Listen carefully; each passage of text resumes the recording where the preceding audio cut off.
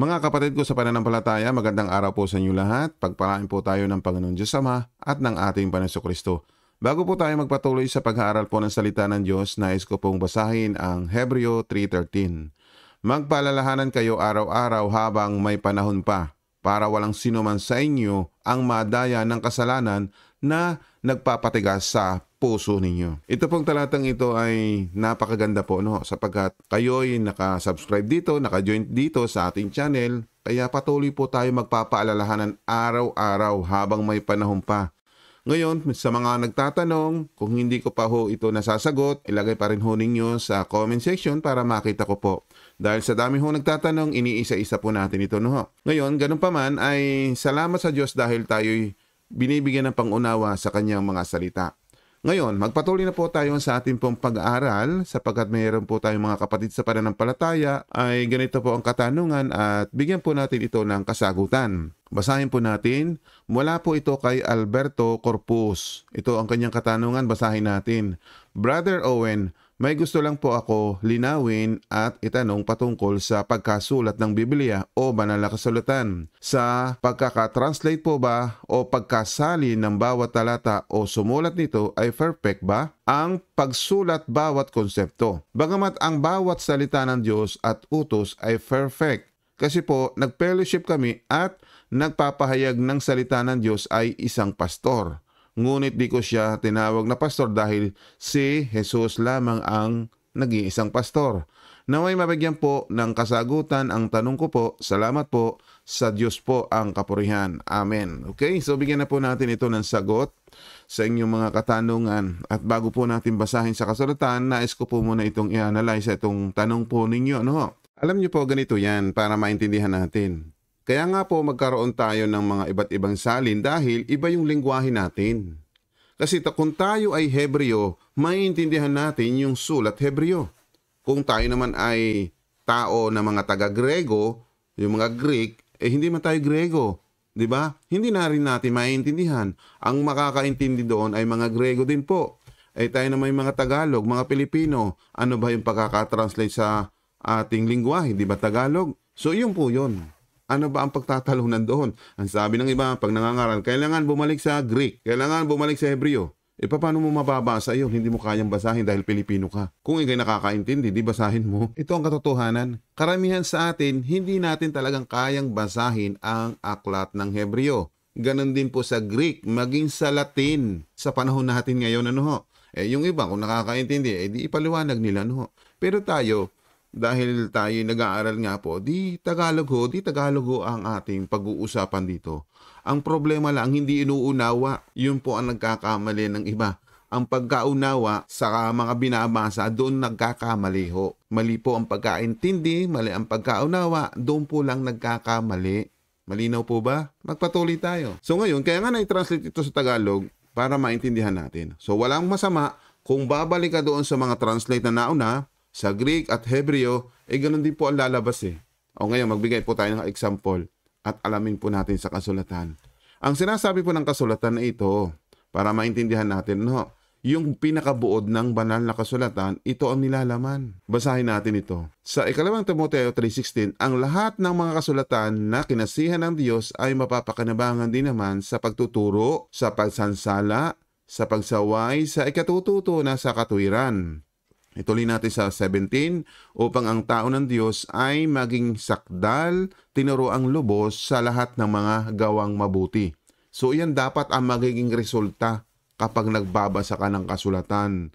Upang ang tao ng Diyos ay maging sakdal. Ngayon, kung ikay nag-aaral ng kasulatan, nag-aaral ka ng Biblia, pero ang resulta ng iyong pagkatao ay pumatay, manira ng kapwa, di ba? Ay hindi yun na natutunan mo. Malino po dito, yung tao ng Diyos ay maging sakdal, maging mabuti, hindi maging masama. Tinuro ang lubos sa lahat ng mga gawang mabuti. Iyan po ang resulta pag ikaw'y nag-aaral ng banal na kasulatan. Basa tayo ng ibang salin. Dito pa rin po sa 2 Timoteo 3:16, lahat ng kasulatan ay isinulat sa pamagitan ng kapangyarihan ng Diyos at mapapakinabangan sa pagtuturo ng katotohanan, pagsasaway, pagtutuwid, at sa pagsasanay sa matawid na pamumuhay. para maging handa sa lahat ng mabubuting gawa ang naglilingkod sa Diyos. Kaya kung gusto mong maglingkod sa Diyos, tuturuan ka ng mabubuting gawain. Di ba? Unang-una, kung ikaw ay alipin ng kasalanan, ito munang itutuwid sa iyo. Tuturuan ka ng kabanalan. Kasi mapapakinabangan natin. Sino ang magtuturo? Ay di mula sa Panginoon, babasahin natin. Kaya kapag ikay sumusunod sa paraan at utos ng Diyos, pwede mo nang ituro yung mga aral at turo ni Kristo. Unang-una, nasa katotohanan ka. Kilala mo yung katotohanan. Ang katotohanan ay si Kristo. Sinasabi ni Jesus, ako ang daan at katotohanan. Diba? Kaya yung katotohanan na kay Jesus. At ito ang sinasabi ng kasulatan sa mga sulat ni Lucas 21:13. Ito ay magiging pagkakataon upang kayo ay magpatotoo. Yun ang ipagpapatotoo mo sa iyong pagkatao. Ibig sabihin, naturuan ka, magpapatotoo ka na si Kristo ay anak ng Diyos na buhay. Kaya lahat ng sasabihin mo sa iyong kapwa, sa iyong kapatid sa pananampalataya kay Kristo, ito pa idagdag natin, Efeso 4:25. Kaya huwag na kayong magsisinungaling, ang bawat isa'y magsabi ng katotohanan. Yan, magsasalita ka ng katotohanan. Katulad ko po, nagsasalita ako ng katotohanan, ganun po sa kanyang mga kapatid kay Kristo dahil kabilang tayong lahat sa isang katawan. Kaya yung mga hindi tatanggap ng katotohanan, hindi sila makikiisa. Ayaw nilang tanggapin yung katotohanan na maririnig sa ating channel. Ang gusto nila yung puro kumontra sa katotohanan. Yan ang mga taong ayaw sa katotohanan. Kumokontra sa katotohanan. Bakit? Tinuturuan na nga sila para maging maayos ang kanilang buhay, yung kanilang pananalita, kanilang pagkatao, nakikita sa kanilang mga labi, sa kanilang mga sinasabi, wala sa kanilang katotohanan. Pag magsasaway ka, dapat alam mo yung mga pamaraan at utos ng Diyos, iyon ang magsasaway sa tao. Pagtutuwid. Ang pagtutuwid, hindi tayo ang magtutuwid, kundi ang salita ng Diyos ang magtutuwid sa ating mga maling pangunawa. At sa pagsasanay sa matuwid na pamumuhay. Paano ito tayo magiging matuwid sa harapan ng Diyos? Yung ating pamumuhay. Nakikita ito sa ating mga gawa. Sinasanay mo ang sarili mo na gumawa ng mabuti. Yun ang pamumuhay. Kung itutuloy natin sa 17, para maging handa sa lahat ng mabubuting gawa.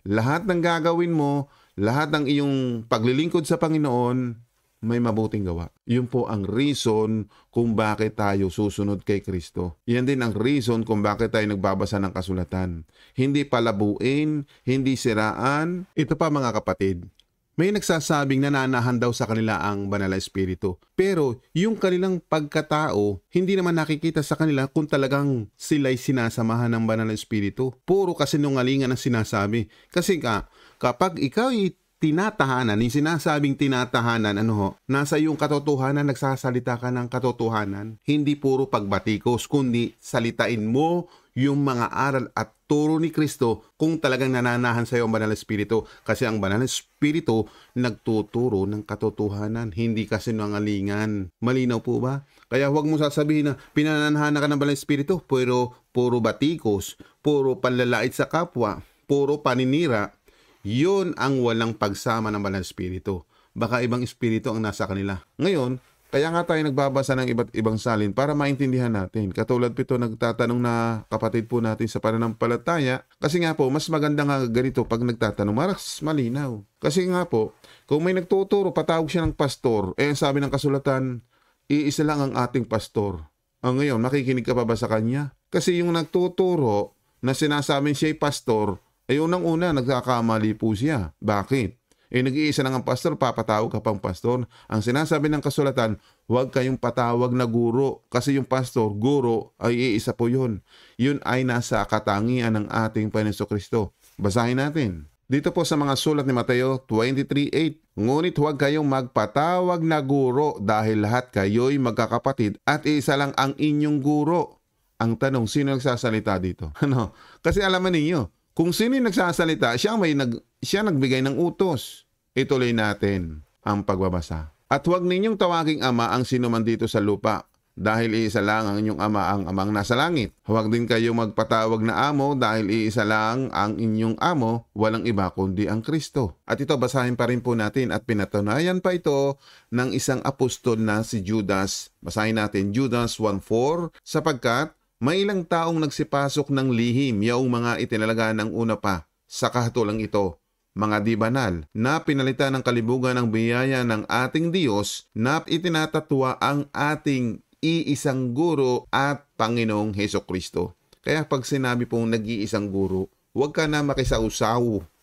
ano ba makisausaw? Huwag ka nang makiisa dahil nag-iisa na nga, di ba? Kapag sinabing nag-iisa, ay isa lang yun. Kaya huwag kang magpatawag na pastor. Kaya nga ako hindi nagpapatawag na pastor.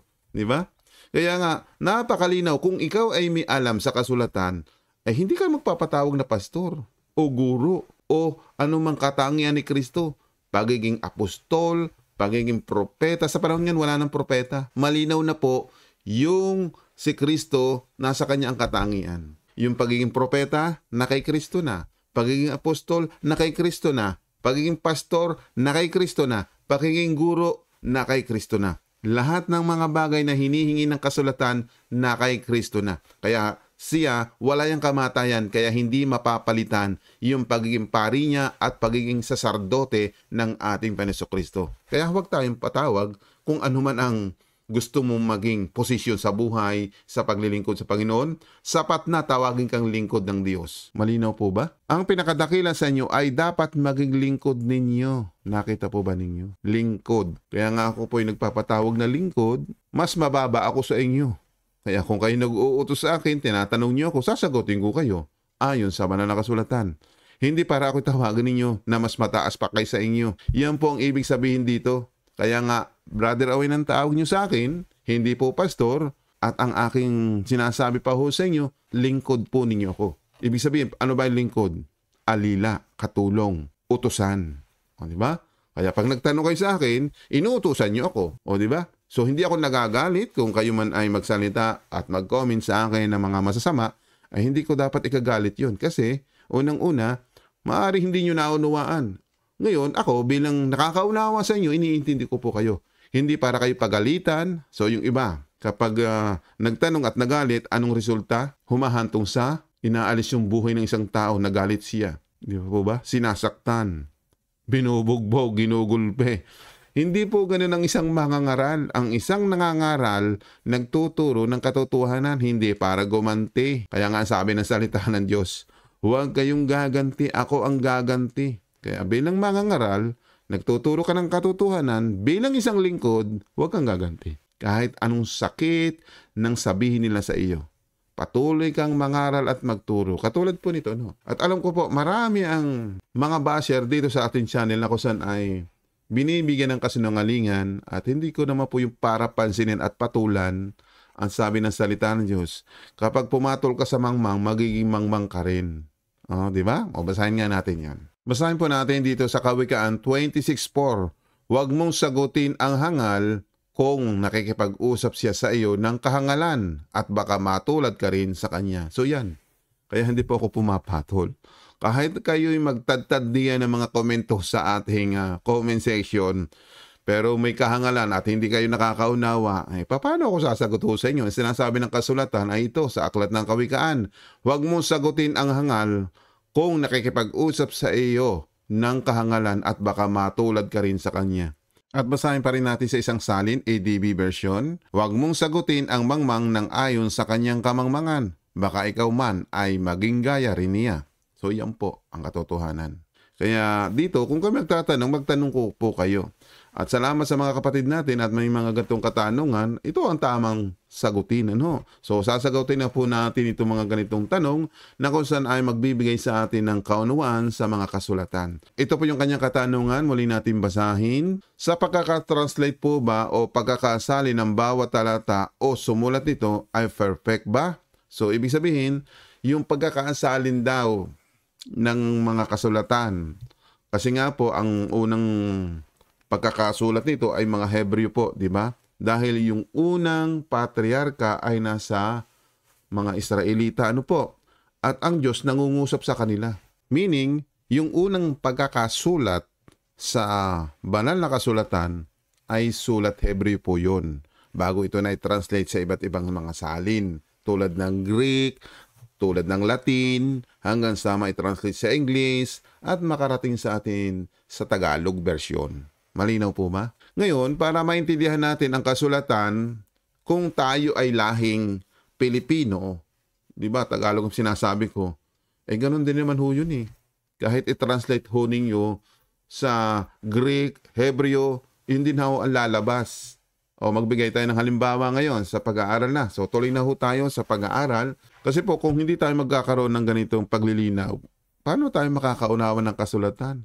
Karamihan sa atin o sa inyo hindi nakakaalam ng kasulatan. Tapos babatikusin, ikaw lang ba nakakaalam, Brother Owen? Kaya nga binabasa natin. Ang unawa natin, dapat ang sagot natin nasa kasulatan din po, hindi magagaling sa ating kaisipan. Katulad po nito, yung pakaka-translate po ba perfect? So ang kailangan sumagot, yung kasulatan kung sa salita ng Diyos nang galing. Dapat sa Diyos manggagaling yung salita. Mga kapatid, para magkaroon tayo ng unawa, basahin muna natin itong mga sulat ni Apostol Pablo o ng Korinto 14:10. Maraming wika sa buong mundo at ang bawat salita nito ay may kahulugan. Di ba? Ngayon, kung hindi natin maintindihan ang kahulugan noon, ay siyempre, meron tayong sariling lingwahe natin para maintindihan natin yung kahulugan doon. Ito po yung example. Mag-uumpisa po tayo dito sa ating Tagalog version. So, Tagalog version, ito ang ating unawa sa Tagalog version. Ngayon, kung ito ay papalitan natin ng ibang wika o wikang Greek o Griego, hindi naman tayo Griego, makakaunawa ba tayo ng wika nila? O i-translate natin ito sa wikang Griego. Puntahan po natin ang translation na ito. Kaya ba niyong unawain yan? Di ba? Hindi mo kayang basahin yan. Maliban na lang kung ikaw ay isang lahing Griego. Kung doon ka ipinanganak, kahit Pilipino ka, makakaunawa ka niyan. Di ba? Pero kung tayo, hindi nakakaintindi at nakakaunawa, hindi mo kayang basahin yan. Dahil lahi kang Pilipino. Di ba? Pero kung may lahi kang Griego, mababasa mo yan. Di ba? Kaya yung iba, nagmamalaki, balik tayo sa Griego. Kaya nga may translate ng Tagalog, unawain mo laang. Ano ba yung sa translate sa Tagalog? Di balikan po natin. Di ba? Maraming wika sa buong mundo at ang bawat salita nito ay may kahulugan. Ngayon, kapag sinalin mo sa Greek, ito po lalabas pagsamahin natin. Maintindihan natin. Yung pilos, ano ba yun? Di ba? Yung pala ibig sabihin noon, ASND. Di ba? Kasi nakatranslate na sa version po ng Tagalog. Yung nasa itaas, yung po ay salitang Greek. Kung maintindihan natin ito, yan po ang malinaw dito. Unang Korinto 14:10. Di ba?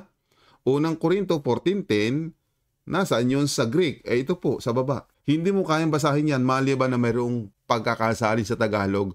Maraming wika sa buong mundo at ang bawat salita nito ay may kahulugan. Di ba? Pag binasa yan ng marunong sa Greek, hindi natin maiintindihan. Kasi po, ang kanilang salita ay salitang Greek. Tayo naman nagsasalita sa Tagalog. So wala naman pong pagtatalo dyan dahil naiintindihan natin. Ang na-translate ito, yun ang unawa natin na kung saan may iba't ibang wika sa buong mundo na may kahulugan. Malinaw po ba para sa atin? Ngayon, kung isasama natin yung Hebreo, yung aklat ng Hebreo, hindi mo rin kayang basahin. Isingit natin dito. Gumamit tayo ng ibang talata. Genesis 1:1. Nang pasimula, nilikha ng Diyos ang langit at ang lupa. Malinaw sa atin, kaya nating intindihin. Ngayon, samahan natin ng Hebreo. Kaya ba ninyo itong basahin? Itong word ng Hebreo? Ito po, ipapakita ko po sa inyo. Itong nasa baba. Biblia Hebraica. Yan po ang pagka-translate po sa Hebreo. Kaya ba nyo yung basahin? Mas matindi po ito. Ang dami mga maliliit pang mga symbols.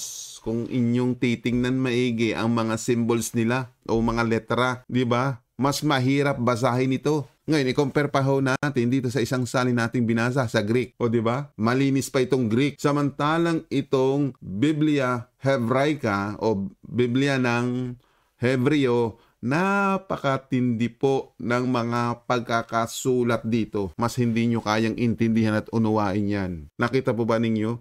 Ang problema lang talaga ho sa mga tao, gustong bumalik sa Hebreo. Nagmamagaling lang ho yun, nagmamayabang. Kaya nga ho tayo may Tagalog na para madali nating maintindihan at mabasa. Uunawain lang natin. At iyan, iisa yung kahulugan yan. Di ba? Dito lang po sa pagkakasalin dito sa unang Korinto 14:10, ang sabi dito, maraming wika sa buong mundo at ang bawat salita nito ay may kahulugan.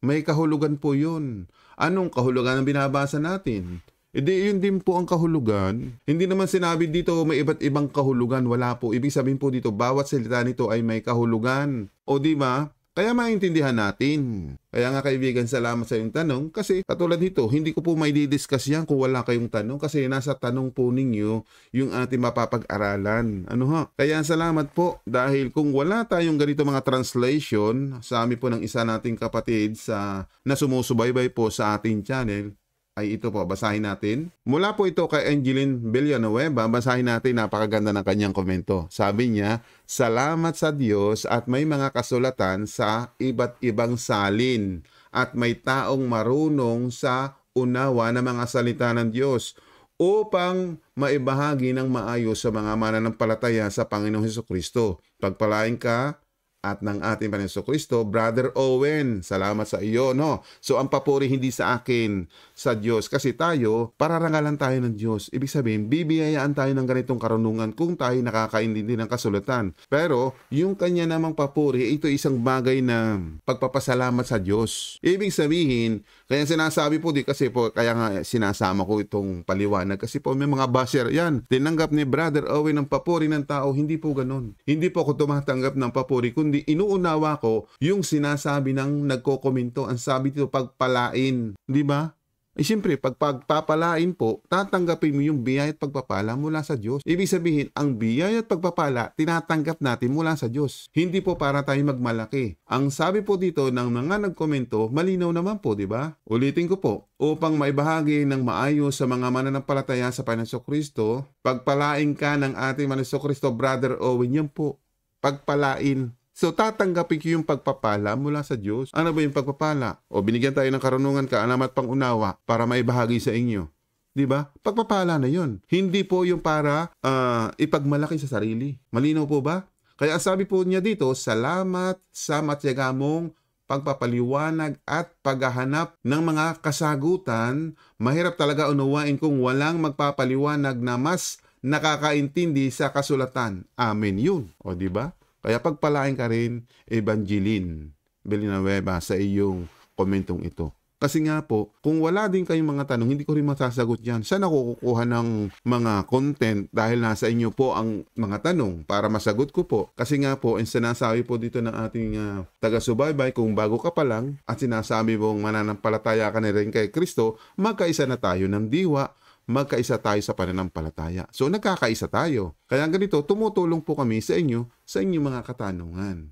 Kaya yung tanong po na Alberto Corpus, salamat dahil kung walang ganyan tanong, paano natin ito may didiscuss? Malinaw po ba? Kaya dito, maintindihan natin kahit magkaiba-iba ng salin yan.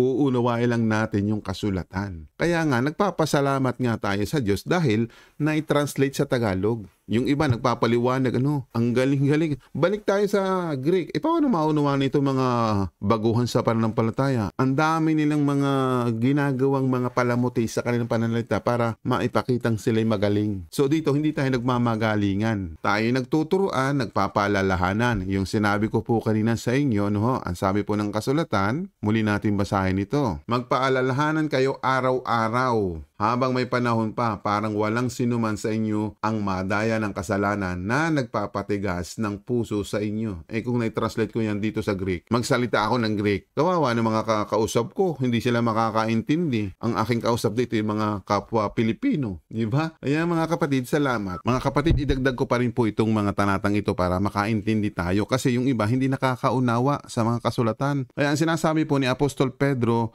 may mga bagay na mahirap unawain sa mga sulat ni Apostol Pablo. Basahin natin sa mga sulat ni Pedro. 2 Pedro 3:16. Gayon din naman sa lahat ng kanyang mga sulat na dooy sinasalita ang mga bagay na ito. Na doon ay may ilang bagay na mahirap unawain na isinisinsay na mga di nakakaalam at na mga walang tiyaga. Na gaya rin naman ng kanilang ginagawa sa ibang mga kasulatan sa ikapapahamak din nila. Kaya tandaan po ninyo, mapapahamak ang hindi makakaunawa ng kasulatan. Kahit ikaw ay magaling sa iba't ibang translation, pero hindi mo palang kayang unawain, ay ikapapahamak nila. Basahin nga natin sa isang salin pa para magkaroon pa tayo ng idea at kaalaman sa ating binabasa. Ang sabi pa ho ni Apostol Pedro, ito ay isang bagay na ipinaiintindi sa atin. Kasi mas maraming sulat si Apostol Pablo. Muli natin basahin ito. Ikalawang Pedro 3:16. At ito rin ang sinasabi niya sa lahat ng sulat niya. May ilang bahagi sa mga sulat niya na mahirap intindihin. Tandaan po ninyo, talagang mahirap intindihin kung wala kang pangunawang espiritual. Tuloy pa natin. Na binibigyan ng maling kahulugan ng mga hangal at may hina ang pananampalataya gaya ng ginagawa nila sa ibang mga kasulatan. Kaya sila mismo ang nagpapahamak sa sarili nila. Hahanap tayo ng mga mangangaral. Ating i-expose, di ba? Ating sisiyasatin para malaman natin baka ang ilan sa atin ay doon nagtitiwala sa mga nangangaral. Hindi pala aral ni Kristo ang kanilang itinuturo. Mapapahama kayo, di ba? Kaya kailangan natin intindihin, unawain yung kasulatan. Kahit yan ay na-translate sa Tagalog, kahit Tagalog ka. Kung ikaw naman ay English, basahin mo sa English, unawain mo lamang. Kung ikaw ay Grego, unawain mo yung salita doon sa salitang Grego. Di ba? Kasi nga po, kahit nga yung mga Hebreo hindi nga nakakaunawa. Lumapag na nga yung anak ng Diyos na si Jesucristo. Ipinaintindi sa kanila, no? Harap-harapan, hindi pa rin makaunawa. Kasi nga po, bakit nadaya ang kanilang puso ng kasalanan? Kaya hindi makakaunawa. So, kailangan talaga dito sa banal na kasulatan, intindihin mo, unawain mo, ano ang may dudulot ng kasulatan sa atin? Pagbabago ng pagkatao natin bilang isang makasalanan. Kaya tayo, bilang makasalanan, aminin natin, magbabago tayo, magiging mabuti tayo sa harapan ng Diyos. Kaya gagawa tayo ng mabuti. Yun ang pagiging banal mo sa harapan ng Diyos. Kung ikaw ay sumusunod sa kanyang pamaraan at utos. O, di ba? Ang ngayon, isama pa rin natin ito. Napakaganda ang sinasabi pa rin po ni Juan. Basahin po natin dito sa Juan 21:25 at meron ding iba't ibang mga bagay na ginawa si Jesus na kung susulatin isa-isa ay inaakala ko na kahit sa sanlibutan ay hindi magkakasya ang mga aklat na susulatin. Dito sa talatang ito kaya ko sinama po. Kasi nga po may nagsasabi, hindi naman kompleto ang aklat, hindi naman kompleto ang Biblia, hindi naman kompleto ang kasulatan. Sinulat lang yan ng tao. Tandaan po natin, no? Kahit yung pong mga information na meron tayo, kahit hindi po naisulat yung mga iba o hindi naisama, ang importante, sumusunod ka sa paraan ng Diyos. Kumikilala kay Kristo. At the same time, nagbago ka na, lumayo ka na sa kasamaan, lumayo ka sa kasalanan. Kasi yun naman din po ang ipinupunto. Malinaw naman po yung sinasabi po dito, balikan natin. Kung naturuan ka ng banal na kasulatan, ito naman po yun eh. Ito naman po yung talagang tama na sa atin, na kung saan yung lahat ng kasulatan, hindi naman lahat natin mababasa lahat, di ba? Kahit yung mga ipinupuntos na ni Apostol Pablo, yung mga aral at turo ni Kristo na ating mababasa, kahit yun lang ang ating narinig, nagiging sapat na, di ba? Unang-una, sinasabi ng Panginoon Kristo, kapag ikaw ay nakipag-isa kay Kristo, ay bago ka ng lilalang. Di ba? Basahin muna natin yon. Kasi gusto kong unawain nyo ang mga bagay na isinulat ni Apostol Pablo. Kasi dito tayo magkakaroon ng pangunawa at pagbabago sa sinasabi ni Kristo sa sulat ni Apostol Pablo. Kaya kung ang sino man ay na kay Kristo, siya'y bagong nilalang, ang mga dating bagay ay nagsilipas na, narito siya'y pawang naging mga bago. Ang pagkaintindihan natin dito, pag sinabing nakipag-isa kay Kristo, unang-una kilalanin mo siya. Pag sumampalataya ka sa Kanya, meaning nagkakaroon ka ng assurance ng kaligtasan. Dahil sa iyong kasalanan, kaya nga ikaw ay binayaran ang kasalanan mo ni Kristo. Yun ang ibig sabihin. Kung hindi mo yan nabasa sa kasulatan, wala tayong katiyakan sa ating kaligtasan. Yung dati mong pagkatao, ano yung dati mong pagkatao? Makasalanan. Kaya nga ikaw ay nagsisisi, hindi ka nababalik sa dati mong ginagawang makasalanan. Kaya nga ikaw ay nakikipag-isa kay Kristo, gusto mong magkaroon ng pagbabago sa iyong pagkatao. Kaya nga sinabi dito, yung dating bagay ay nagsilipas na, yung dati mong pagkatao. Basahin natin sa ibang salin para maintindihan natin. Ganun po yun. Babasa tayo ng ibang salin para hindi maggaling sa aking sinasabi. Pinapaliwanag ko rin base sa kasulatan. Katulad po nito, sabi po dito para maintindihan natin. Ang sino mang na kay Kristo ay isa ng bagong nilalang. Ibig sabihin, yung sinasabing kapanganakang espiritual. Yung ibig sabihin, panibagong pagkatao ka na ngayon na dating makasalanan ka. Wala na yung dati mong pagkatao. Bago ka na. Yan po, nakasulat po diyan. O dating kalikasan mo na makasalanan, inalis mo na yon. Yung pagiging bagong tao, gagawa ka ng kabanalan, gagawa ka ng kabutihan sa iyong kapwa, at the same time, hindi ka na magsisinungaling. Kaya ito yung ating pinakabuod sa ating pong pinag-uusapan ngayon. Para maintindihan mo at maintindihan nating lahat, ito ang sinasabi ng kasulatan. Basahin natin. Efeso 4:25, kaya huwag na kayong magsisinungaling, ang bawat isa'y magsabi ng katotohanan sa kanyang mga kapatid kay Kristo, dahil kabilang tayong lahat sa iisang katawan. Ibig sabihin, nagiging kabilang ka doon sa katawan. Ibig sabihin yung katawan, yung mga mananampalataya kay Kristo. Yung tinatawag ng iglesia o mga taong sumusunod kay Kristo, yun ang isang iglesia, nag-iisa yun. Wala pong local church, walang mother church na sinasabi ninyo. Walang ganun, wala namang sinasabing mother church, wala namang sinasabi diyang local church. Ang sinasabi diyan, iisang katawan, iisang iglesia, iisa lang yun, kundi yung mga tagasunod ng ating Panginoon Jesucristo. Yun ang tinatawag na iglesia, yun ang tinatawag na katawan, yun ang mga tagasunod ni Jesucristo na sumusunod sa kanyang mga aral at turo at ginaganap yung kalooban ng Ama. Malinaw po ba? Kaya sa channel na ito, kung ikay nakapag-subscribe, ang laking linaw ng ating pag-aaral na ginanap natin ngayon. Kasi kung hindi ka nakikiisa sa aral ni Kristo, ibig sabihin, kontra ka sa katotohanan. Iyan ang lalabas. Kasi nga, ang sinasabi dito sa talatang ito, kaya huwag na kayong magsisinungaling. Si Kristo ang nagtuturo ng mga bagay nito para nating ganapin. Kaya yung kasulatan na sinasabi po ng ating kapatid, ang salita ng Diyos ay perfect.